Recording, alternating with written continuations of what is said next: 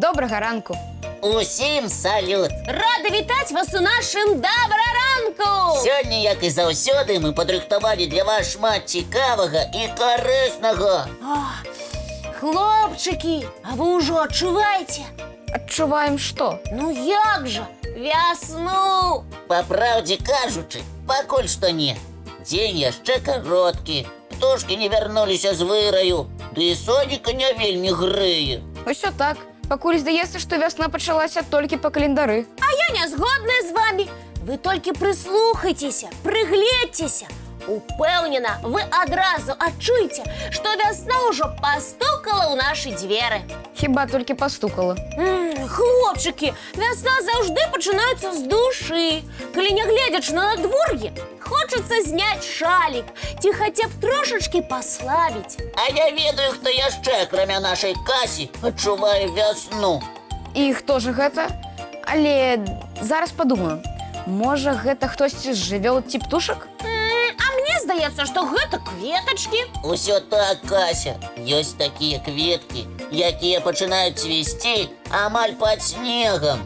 А сапраўды, яны і называюцца падснежнікі. А вы ведалі, што падснежнікі не самыя першыя кветкі, якія з'яўляюцца вясной? Як не першая? А якія яшчэ ёсць? Я прапаную невялікую фотавіктарыну. Упэўнены, што вы ведаеце, пра якія кветкі я кажу.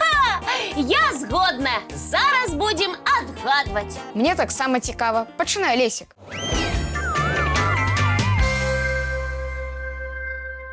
Што ж, сябры, пачынаем нашу віктарыну «Пазнай першацвет». І вось вам першыя кветачкі. Белыя, маленькія, нібыта званочкі. О, гэта ж ёсць падснежнікі. І гэта правільна, Кася. Гэтыя кветачкі могуць расці нават у мароз і прабівацца праз слой снегу. Атрымліваецца, што яны быццам маленькія атланты. Так і ёсць.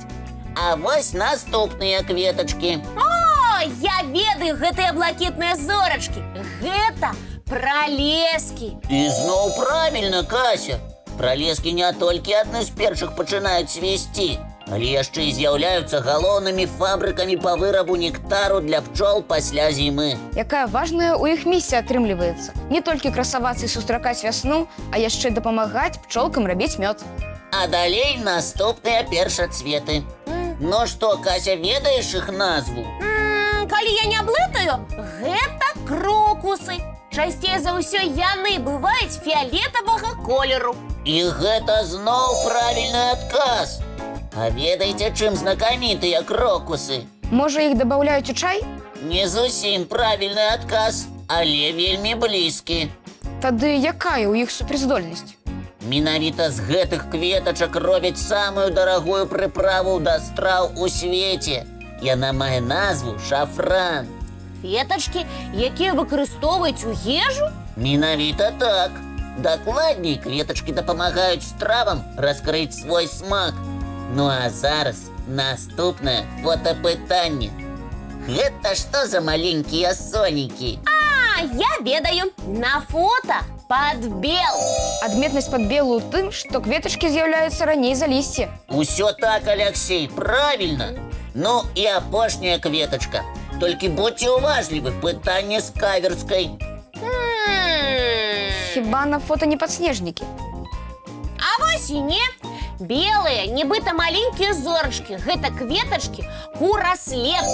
А я заўсёды думаю, што так выглядаюць падснежнікі. А гэта ўсё таму, што расліну часта блытаюць з падснежнікам. Таму што кураслеп таксама паказваецца з-пад снегу, да таго ж у яго белыя кветкі. Цяпер буду больш уважліва прыглядацца да лясных кветак. Што ж, сябры, наша фотавіктарына скончана, і я хачу аб'явіць, што вы вялікія малайцы. Гэта наша Кася, вялікая малайчына. Яна ўсе кветкі ведае. Ну, не ўсе. Проста я вельмі чакаю вясну, таму і гляджу па баках, дзе якая расліна з-пад снегу з'явілася. Ну, а я прапаную паглядзець не па баках, а прама перад сабой. Менавіта так мы зараз і робім. І што мы павінны ўбачыць? Я запрашаю ўсіх на мультфільм. Добрыя гісторыі заўсёды ўздымаюць настрой і саграваюць, як вясенняе сонейка. Дзяўчынкі і хлопчыкі, далучайцеся.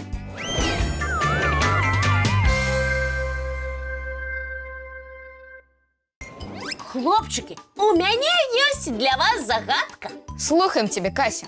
І паспрабуем адгадаць. Добра, тады адказвайце. Хто у лесе увесь час стукае, але нічога не будуе? Гэта ж сусед, які ўвесь час штосьці рамантуе. Так, ёсць такія суседзі. Толькі стукаюць, піліць і бураць яны не ў лесе, а ў суседнім пакоі. Але здаецца, што прямо над галавой. Я загадала не суседа, які робіць рамонт, але калі паразважаць, то яго можна назваць такім суседам. Можа, дасі яшчэ падказку, Кася? Калі ласка, слухайце. Ён у прыгожай шапачцы, але без шаліка і рукавіц. Працуе з раніцы да вечара. Нагадвае Лесіка, калі ён вывучае нешта цікавае ў сваіх любімых энцыклапедыях. Пратэстую. Я вывучаю не зранку да вечара. Я хаця б раблю перапынак на абед. А той, каго я загадала, не робіць перапынкаў. Ён стукае. А, дык гэта ж дзяцел. Ха-ха! Правільна, дятлы, сапраўдныя майстры ляснога тук-тук. І не проста тук-тук. Яны амаль што механічныя машыны, якія без перапынку працуюць, толькі не ў майстэрні, а стукаюць дзюбай па дрэвах. У мяне ад такой працы галава б закруцілася ці забалела б. А ў дзятла не, бо ў яго ёсць спецыяльны шлем бяспекі. А дакладней, усё ў яго целе створана так, каб амартызаваць удары. Вось гэта цікавы навык. А, і гэта яшчэ не ўсё. Дятлы – гэта не проста птушкі, а сапраўдныя лясныя лекары. Лекары? І каго яны лечаць? Лічыцца, што дзятлы лечаць сам лес. Давайте разам даведаемся.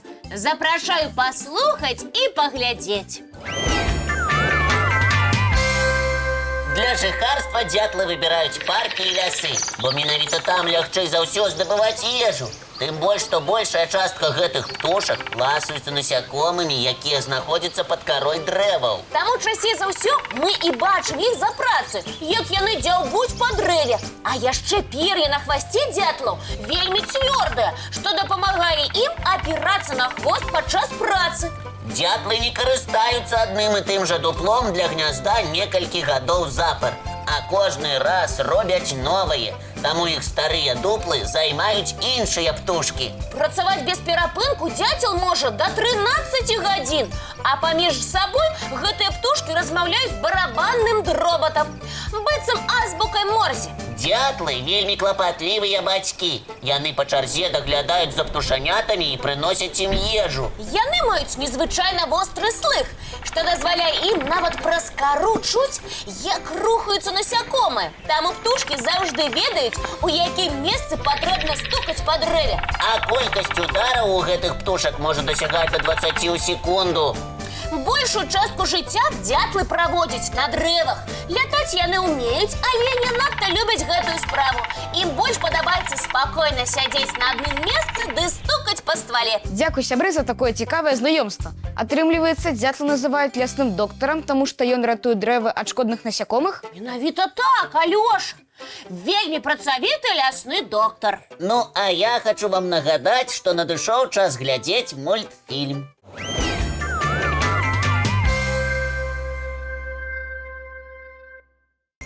Хлопчыкі, а ці можаце вы сабе ўявіць, што ў свеце існуе дрэва, якое ходзіць?